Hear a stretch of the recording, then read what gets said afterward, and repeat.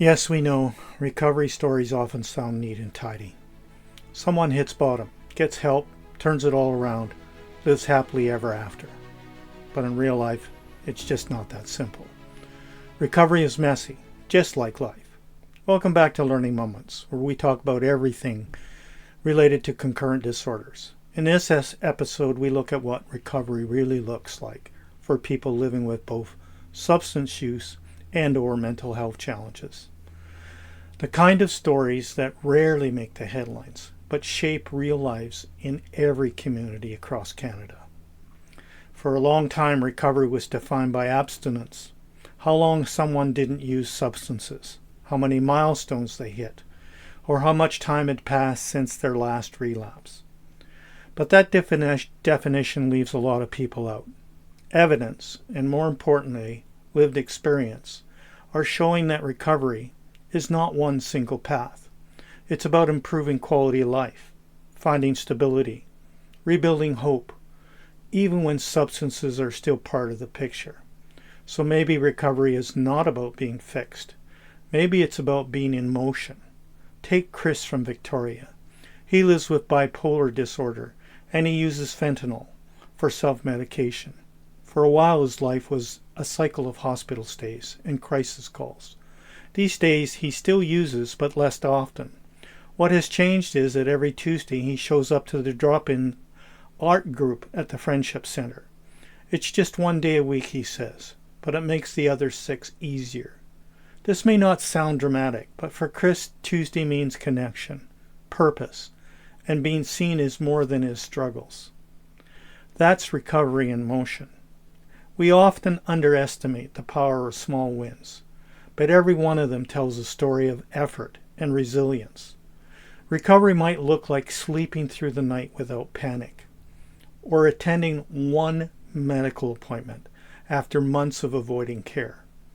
Maybe it's a message to a family member, or the first time someone laughs again. In BC, more organizations are shifting their focus from abstinence alone to overall quality of life, housing stability, connection to community, physical health, and hope. Because when someone plants a garden, or picks up a guitar, or reaches out for help, that is recovery too. Naomi from Quesnel used to think recovery meant quitting completely. After several overdoses, she joined a woman's peer support circle. I'm not sober, she admits, but I have not been in the hospital for 3 months. I eat better. I have friends who understand. That circle is her anchor. It keeps her connected when things feel overwhelming. Naomi's recovery may not match a textbook, but it is keeping her alive and moving forward. The truth is, success in recovery cannot be measured only in days, or clean, or programs that are completed. It lives in the in-between, the quiet, human moments that show life returning. Recovery is the process of rebuilding identity, purpose, and connection.